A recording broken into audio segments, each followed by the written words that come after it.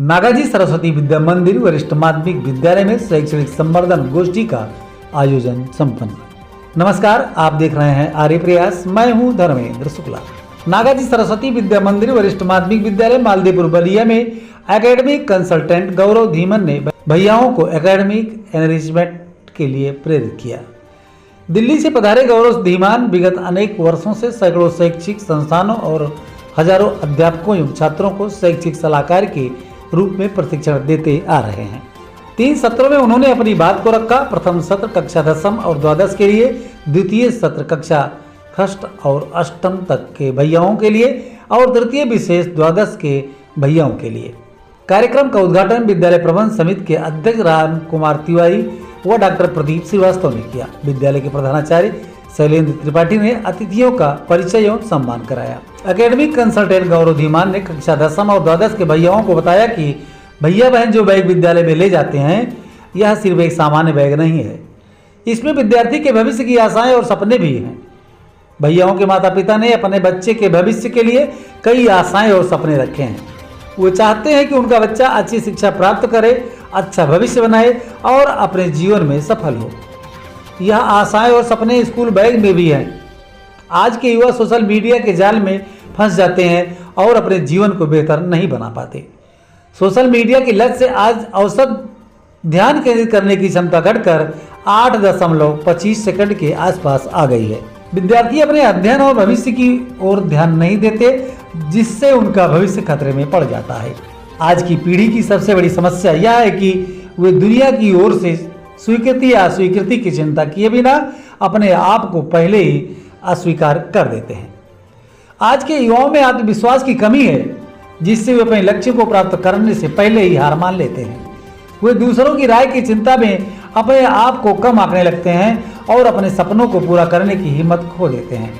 भैयाओं को अपने भविष्य को उज्जवल बनाने के लिए क्या करना चाहिए? उन्हें कक्षा द्वादश के बाद अपने भविष्य के अवसरों के बारे में सोचना चाहिए और अपने लक्ष्यों की ओर काम करना चाहिए। ये बहुत सारे प्रश्न हम सबके मन में चल रहे होते हैं। इस तरह के प्रश्न लेकर के आज हम सभी लोग यहाँ पर बैठे हैं। अगर मैं गलत नहीं हूँ तो क्या ये सारे प्रश्न आप सब लोगों के मन में भी हैं? अगर ऐसा है तो अपना हाथ आप ऊपर उठा सकते हैं। लगभग सभी छात्र यही सोच रहे हैं कि मैं क्या करूं, समझ में नहीं आता। बचपन में सोचा था डॉक्टर बन जाऊं, लेकिन ये नहीं पता था डॉक्टर बनने के लिए इतना पढ़ना पड़ेगा। अचानक से मूवी देखी तो यहाँ मैं सोल्जर बन रहा था, ज्यादा सही रहेगा। कुछ दिन बाद कुछ और करने की इच्छा आ गई। कभी इंजीनियर बनना था, कभी डॉक्टर बनना था, कभी लॉयर बनना था। किसी मूवी को देख करके तो कभी IAS भी बन जाना था। और साफ साफ लक्ष्य दिखाई देता था कि मुझे IAS ही बनना है, मुझे IAS भी IPS ही बनना है, मुझे सोल्जर बनना है, मुझे डॉक्टर बनना है, मुझे इंजीनियर बनना है। ये सारे सपने आपने देखे, लेकिन वो सपने क्षण भर के थे। जब आप एक मूवी देखते हैं, मूवी देखने के दौरान आपको लगता है कि बस आज कुछ करना है, कुछ कर गुजरने की चाह आप सबके मन में आ जाती है। लेकिन जैसे ही आधा घंटा बीत जाता है तो आप ये सोचते हैं कि अब क्या करना है। अच्छा, आधे घंटे पहले आपके मन में था कि मुझे कुछ करना है, आधे घंटे बाद ये मन से निकल जाता है कि अब मुझे क्या करना है। ऐसे आखिर ऐसा होता क्यों है? ये समस्याएं हमारे सामने क्यों आती है? ये सारी चीजें जानने के लिए आज हम सब लोग यहाँ पर प्रेजेंट हैं। एक छोटा सा प्रश्न है मेरा आप लोगों से, इस कार्यक्रम को आगे बढ़ाने से पहले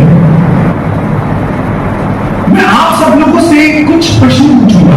There will be some questions which I will ask you. Questions की डिफिकल्टी लेवल इस बात से तय की जाएगी जब आप मुझे इस प्रश्न का उत्तर देंगे कि आपकी पढ़ाई कैसी चल रही है। अगर आपकी पढ़ाई अच्छी चल रही है, आपने बोला कि सर मेरी पढ़ाई एक्सीलेंट चल रही है, तो मैं आपसे जो प्रश्न होगा वो एक्सीलेंट लेवल का पूछूंगा। आपने मुझे बोला कि सर मेरी पढ़ाई वेरी गुड चल रही है, तो मेरा जो प्रश्न होगा वो वेरी गुड लेवल का होगा। अगर आपने बोला गुड चल रही है तो मेरा प्रश्न गुड लेवल का होगा, और आपने बोला एवरेज चल रही है तो मेरा प्रश्न आपसे एवरेज होगा। आपने बोला सर अच्छी नहीं चल रही है तो मेरा प्रश्न भी उसी क्रम के हिसाब से आप लोगों का प्रश्न का स्तर कम हो जाएगा। तो एकदम हमें ध्यान रखना है।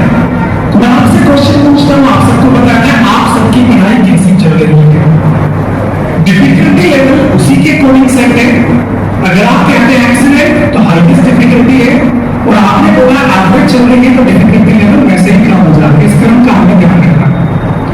सबसे पहले कितने लोग कहना चाहेंगे उनकी स्टडी एक्सेलेंट चल रही है। सो वे छात्र, वे सभी स्टूडेंट्स जिनकी पढ़ाई एक्सेलेंट चल रही है अपना हाथ ऊपर उठा सकते हैं। ध्यान रखिएगा, अगर जब आप हाथ उठाते हैं तो प्रश्न का स्तर वही रहेगा जैसे आपकी पढ़ाई चल रही है। एक्सेलेंट के लिए कितने बच्चे हाथ उठाना चाहिए?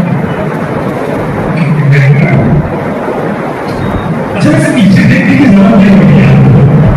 आप लोग तो देख लीजिए, काफी है कि पीछे से कोई उठा रहा है। Okay, number 2, very good. कितने छात्र कहना चाहेंगे कि नहीं मेरी पढ़ाई बहुत अच्छी चल रही है? ओके, तीसरा प्रश्न, तीसरा आंसर जो आप देना चाहेंगे सर गुड चल रही है, ठीक है, अच्छी है।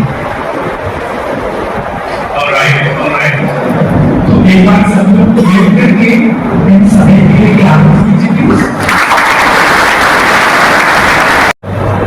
और इंग्लिश कभी कमजोर नहीं। क्लास में एक प्रेयर की भगवान से कि बस इंग्लिश में बचा लेना, बाकी सब में देख लेना। तो इंग्लिश में भी किसी तरीके से पास हो गया। 11th किया, इसमें गया फिजिक्स केमिस्ट्री वहां से पढ़ाई की, इंग्लिश शब्द थी। 12th में भी फिर से की प्रार्थना की कि इंग्लिश बचा लेना भगवान, बाकी मैं देख लूंगा। किसी तरीके से इंग्लिश भी पास हो गई, बहुत बॉर्डर लाइन पर आ गई। इंग्लिश की महत्वता समझ में नहीं, सब्जेक्ट की इंपॉर्टेंस समझ में नहीं है। वो इंपॉर्टेंस एक दिन समझ में आ गई जब मैं फंक्शन में था और किसी ने मुझे इंग्लिश में कुछ बोला, मुझे समझ में नहीं आया। ऐसे ही कोट पहन के एकदम टाइम बांध के उस फंक्शन को अटेंड कर रहा था। मुझे इंग्लिश में कुछ बोला क्या, मुझे समझ में नहीं आया। मैंने बोला क्या, मुझे तुम्हारे इंग्लिश में बोला, मुझे फिर समझ में नहीं आया। तो व्यक्ति बिना बोले वहां से चला था और एम्बैरेसमेंट हुआ, शर्मिंदगी की। इंग्लिश में इंटरेस्ट नहीं था, इंग्लिश विषय मुझे हमेशा कठिन लगता था, लेकिन उसने तय किया इस समय अपनी ताकत बदलूंगा। ग्रेजुएशन मैंने साइंस स्ट्रीम से की और उसके बाद लगभग 13 साल मैंने इंग्लिश लैंग्वेज को पढ़ाया और इसको लेकर के मैंने बड़े बड़े प्रोफेशनल्स को मैंने कम्युनिकेशन क्लासेस दी। मैं सोचा करता था कि इंग्लिश मेरा सबसे वीक सब्जेक्ट है, लेकिन एक टाइम आया जो मेरा सबसे स्ट्रॉन्ग सब्जेक्ट था। तो मुझे समझ में आ गया कि कोई सब्जेक्ट ना तो मुश्किल है और कोई सब्जेक्ट नहीं आसान है।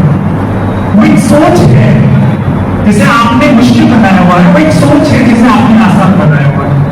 अगर आपकी सोच है कि वो आसान है तो आपके लिए आसान बना हुआ है, आपने सोचा कि मुश्किल है तो वो मुश्किल बना हुआ है। और आज ये मैं बहुत अच्छे से महसूस कर सकता हूं कि कोई भी सब्जेक्ट मुश्किल नहीं है।